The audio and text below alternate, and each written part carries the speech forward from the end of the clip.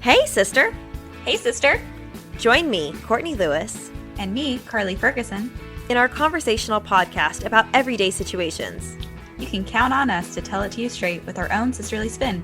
Consider this a phone call with your own Southern sisters as we discuss with you personal accountability, healthy relationships, managing responsibilities, and contributing to society. Each episode will consist of straight talk and a call to action. Your sisters are calling. Thanks for answering.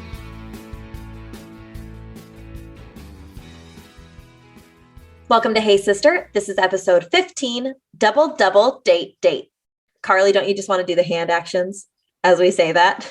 So Carly and I are excited to be with y'all this month, and happy Valentine's month, sisters. We're going to be talking this month about 4 different areas of practical love that we can apply as busy women. This month, we're going to be diving into the topics of double dating, maternal love, and the care that you have for yourself after you have a baby. We're going to talk about extended family relationships and the love that you have for your home as a caretaker within your home.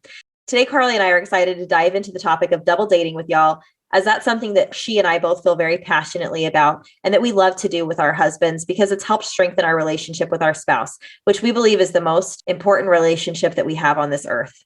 To start off this episode today, I want to share some advice that I read from Dr. John Gottman, who everyone knows as the foremost thinker on relationships. And this is going to be mind-blowing. Here we go. Happy marriages are based on a deep friendship. Mind-blowing, right? Doesn't seem that surprising, but I love that quote. And it came from an article I read online at Psychology Today from a licensed marriage and family therapist. And the article was called Why Friendships Are Vital to the Health of Your Relationship. There's a quote in that article that says, the key is to seek and maintain friendships with people who share similar morals and values, respect the sanctity of your primary relationship, and add to your life rather than detract from it by creating stress and conflict.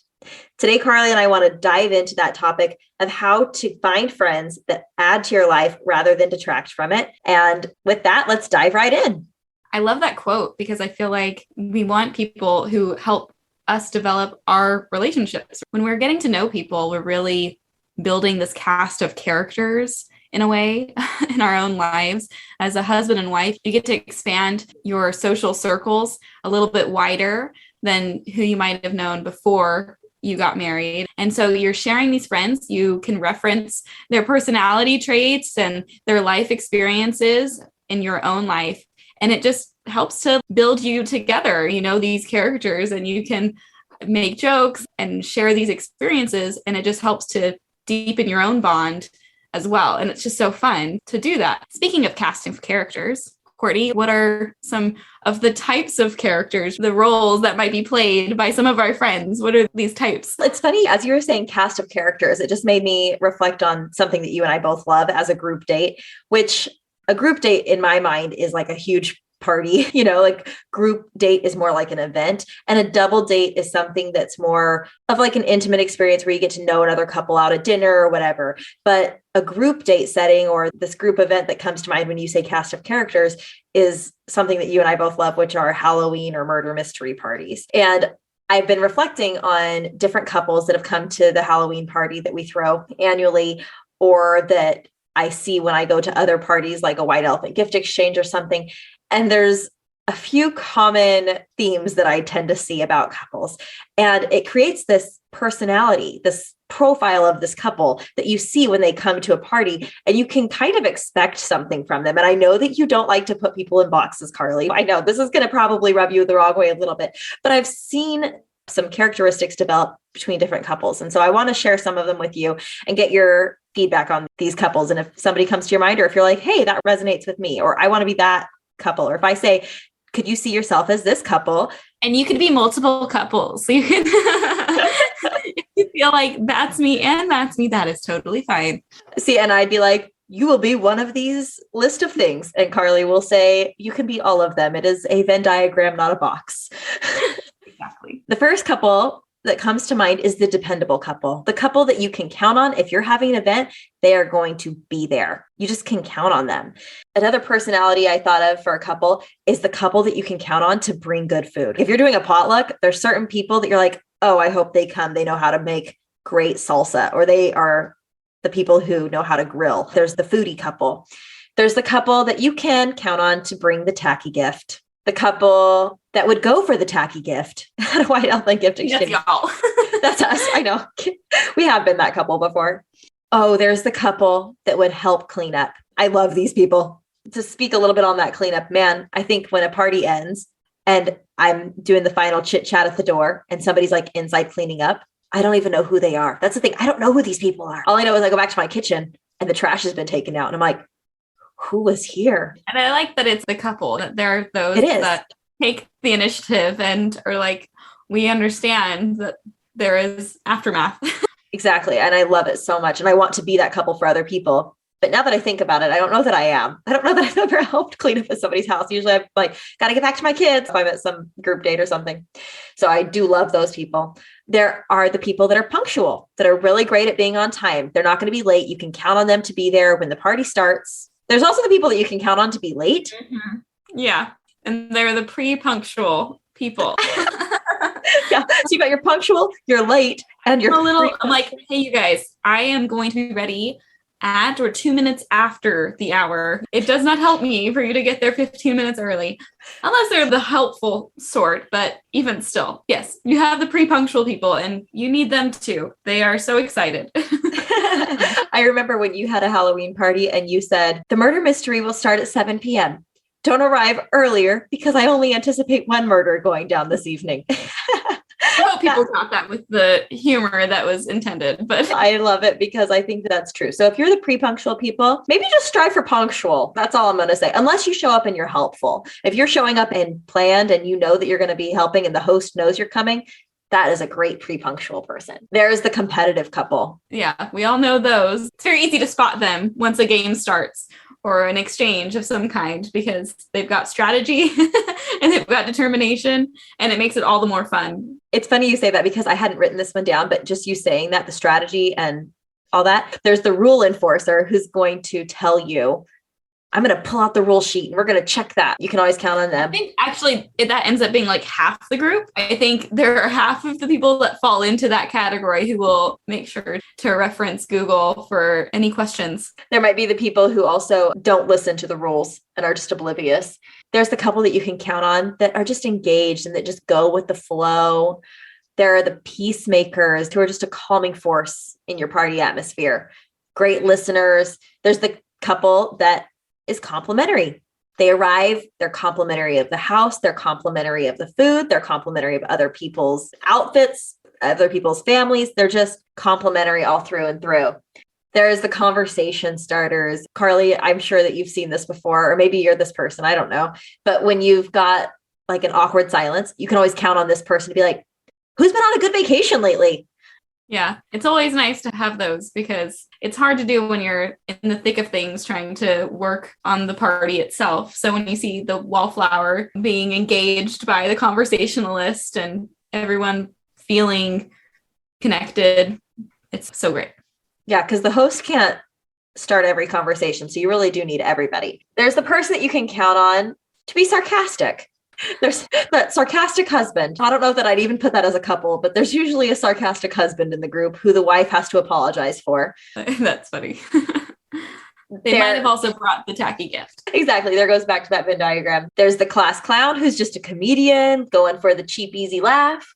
And then this is where I feel like my husband and I fall into this last category that I wrote, which is the bickering couple or the couple who corrects each other's stories. My husband and I are constantly known as that we can't make it through a story without correcting one another.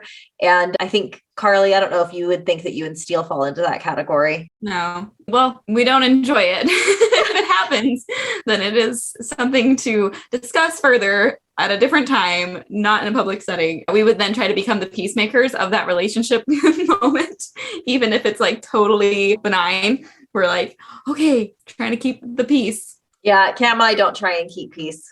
In a public setting, that's where like we thrive. We're like, you got that story all wrong. No, stop. Like we just correct each other the whole time. It's really fun for us. We find that to be something fun that we enjoy doing together. And it makes us stronger because it's funny. But I love that you guys find more peace in your relationship. We seem to get a little bit more of a rise out of poking each other a little.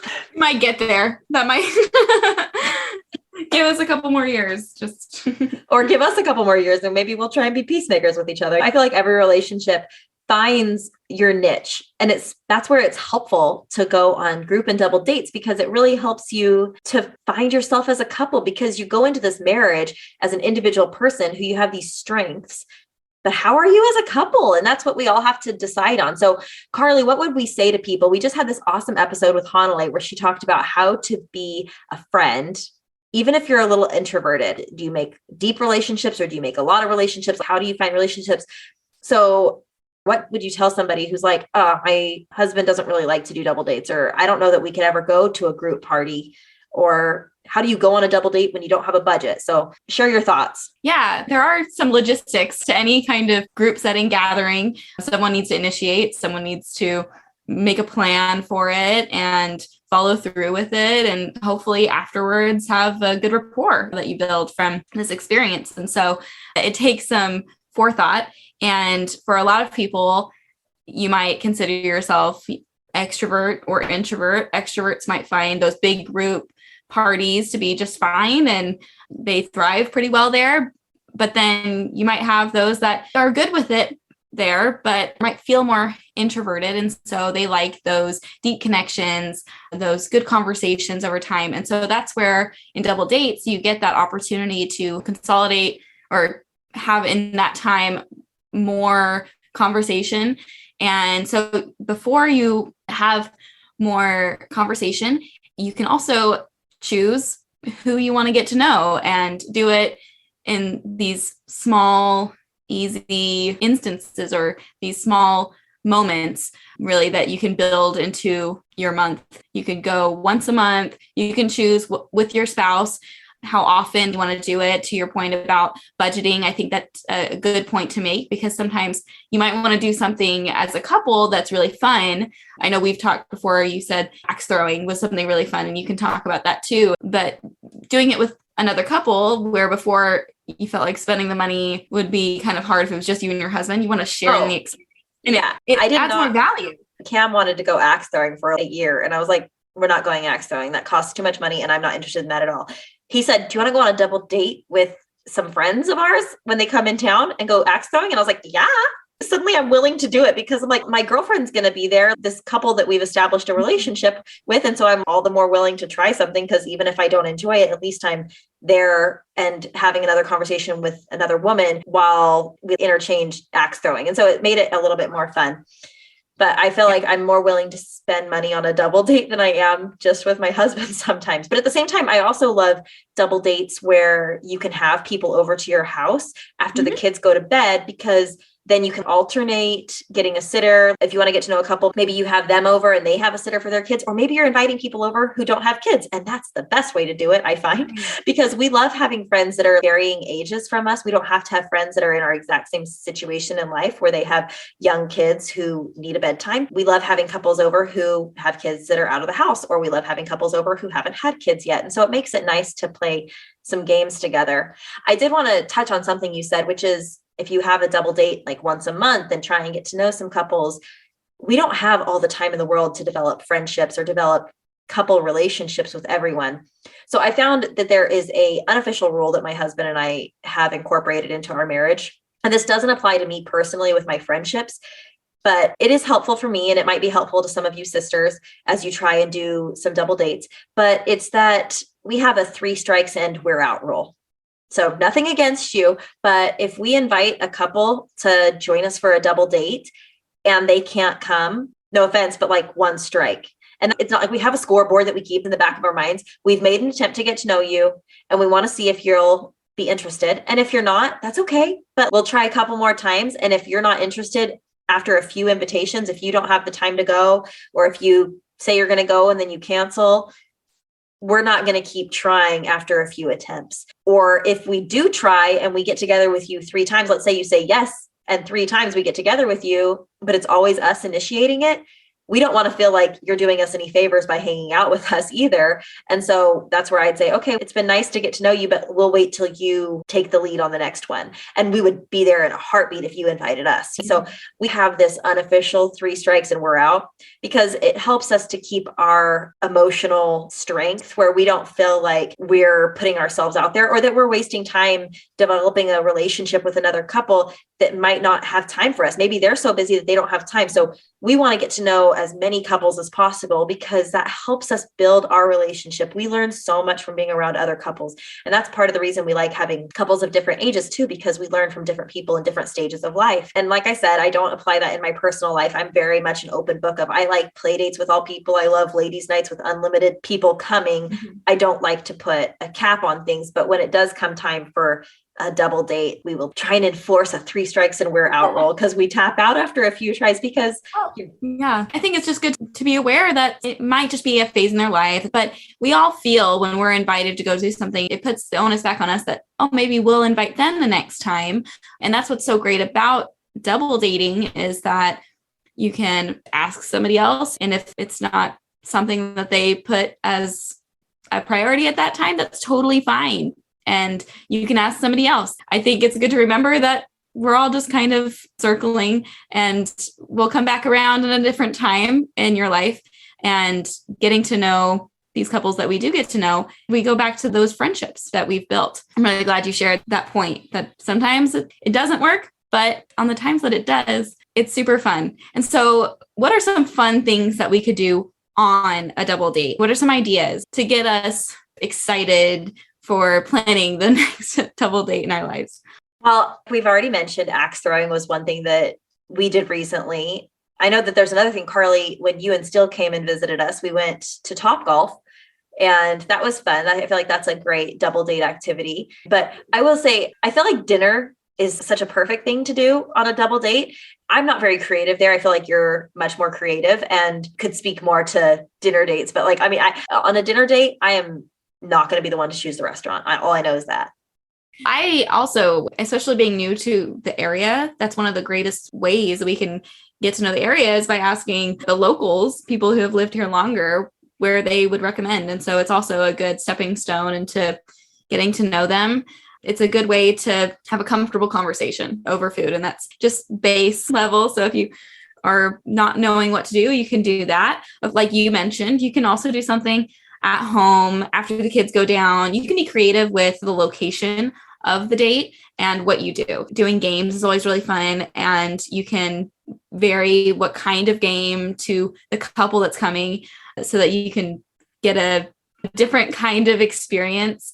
I know in our family and with our friends, we like lots of different types of games, but we started with code names. I think that was one of the more popular ones, and I think people have heard of that. Or Codenames, if you haven't heard of it, is a great word association game. Unlike games like Apples to Apples, where you can say a word that could be a completely random word that has nothing to do with it, Codenames is great because you try to connect multiple words on this grid of 25 words. You try and come up with a word that combines as many of those words as possible. And it's a really fun game. So if you've not played Codenames before, that's one that we highly recommend. Our family does love that. And it's great for group game settings too, because you get to see how other couples' brains work and if their spouse can pick up on their code word. And so it's really cool. Love that game. Similar to that game is the new one that I think Carly was just about to talk about that we really love. That's similar to Codenames. Yeah, it's called Chameleon. I would just recommend to go look it up, but we highly recommend it. It takes Codenames and adds the element of trying to guess who is the chameleon and what that role is within the game. So it's really interesting. Or you could do a celebrity, or it's also called Fishbowl, where you have the names in a big bowl and you go through and you have rounds that you describe it. You give a description, then you act it out, and then you give one word. So that's always a fun one. It feels good because everyone just gets involved and they can write their own, whether it's like a person or a time and place, something like that. So those are just some quick ideas. We could probably add more in the show notes for y'all to reference. I want to add 2 more that I love. That is Skull King. Skull King is another great card game. We also love Cover Your Assets. That's a really fun one. That's a card game for at least 2 couples. So these are all games that we love for groups of less than 10 people. Chameleon specifically, you have to have 8 people or less, but a lot of those are good for multiple couples. So fun double date activities or group date if you want to have a game night. Those are some of our top 4 or 5 games if you're looking for some game night ideas. Carly, when it comes to date night, I think one of the things that's hardest about date night or group date night is that as a wife, sometimes we're put in that position of coordinating everything, right? Like you got to get the babysitter, you got to make the plans, you got to get the food ready for the kids before you leave so that they can have dinner at home if you're having dinner away. One more thing. I don't want to have one more thing to have to coordinate this week, go back and forth on time and place. The best thing to do is realize that it's a double date and there is one other person in your double who could also take some responsibility with this. And so I think one of the best things for us has been when Seal, my husband, has said, oh, I wanted to get to know so-and-so. And maybe it's just less common for guys to just, hey, fella, you want to go hang out and get to know each other? Like, it's just not as common. This is like fella. Really, I don't know how guys talk, obviously, but it's really nice to pitch it over to our husbands of, hey, you know that guy? You want to ask him and his wife if they want to go do something? Great. It is on you. Tell me where I need to be or what time I need to be ready by. And that is all I need to know. Leave it there. And you get there and you get to have fun and talk with the wife and get to know them. And if the relationship is budding enough, it's just a great thing. It started not from you. And so from that, please try to get your husband involved in who they want to invite and let them take that responsibility off your very full plate. And I think that feeds right into our call to action this week, which is to initiate the call and go on a double date with another couple. Or if you've already gotten to know a couple because they've invited you to do something, reciprocate. Go invite them to hang out with you. Do a double date, whether it's at your house, you can get out and do something. Have some fun and don't be afraid to ask your husband to take the initiative and take the reins and get the double date rolling. But just get that double date on the calendar this month. Do it in the month of February, but plan it this week so that you can get out with your husband and go on a double date. A double date. Exactly. We'll be looking forward to hearing about your double date ideas on our roll call post this week on social media. So don't forget to follow us at Hey Sister, and we'll see you next week for an amazing episode that y'all are going to love about caring for yourself after having a baby, whether immediately after having a baby or years after having a baby. Love yourself. Come join us next week for an awesome episode on Valentine's Day. Have a wonderful week, sisters. Bye.